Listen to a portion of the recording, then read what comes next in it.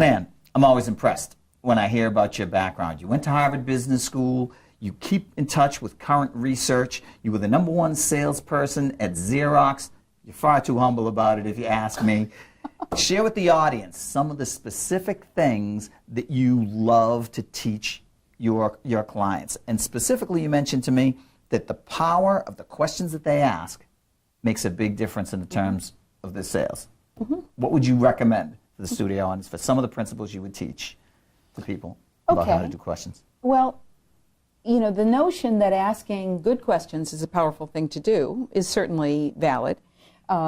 It's also true now that it's under fire because the Challenger sales research is telling us that some people may not know what they want. So you can't ask questions to try to determine what they want because they don't know what they want and they don't know what's possible. So they're sitting there going, well, you know, if you've got something for me, I hope you'll spit it out. Questions are, in my mind, powerful for people who do have an idea of what they want. They may have a misguided idea of what they want, but I always try to be respectful because I know my field, presumably you know yours. I bring what I know to a conversation with you. I let you know what other people are doing. I let you know what research is telling us. I let you know what's possible. And then I listen for your guidance about where you'd like to go from there, if anywhere. You may not want any of that stuff. I don't know, and I'm discovering that. Now, questions are a really good issue to bring up, Patrick, because questions are something that have been studied extensively. And we know that there are different kinds of questions. There was a book back in the late 80s called Spin Selling. Very interesting research. The guy tape recorded 35,000 sales conversations. 35,000 sales conversations. And he found out that in all those sales conversations, there were only fundamentally 4 kinds of questions that were asked. And of those 4 kinds of questions, only 2 of them correlated with success in selling. So you had, you know, questions that were just nosy questions, or questions about how you and I might do business together, which in my mind is presumptuous.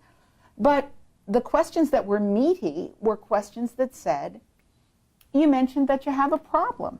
You mentioned that the sales numbers aren't what you hoped they would be, Patrick. Let me ask you a question.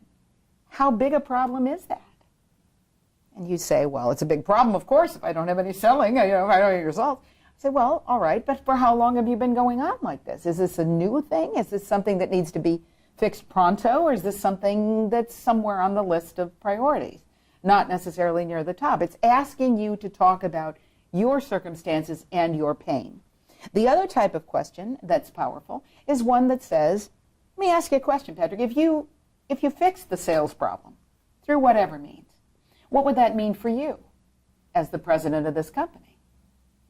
And if he says, well, if I fix that, then I could fix the IT problem, which God knows is a nightmare, then that's a very favorable response, because he's imagining that he gets this piece taken care of so he can move on to the next thing, which is, in this case, the IT piece or the SEO piece or what have you. So that kind of a question, you mentioned that you had a problem. If you fixed it, through whatever it means, it doesn't have to be with me, what would that mean for you? Very powerful question. Or just going back to the question, the problem itself, and saying, what does that problem mean to you? How bad is it hurting? Those are the powerful questions, and I would teach that.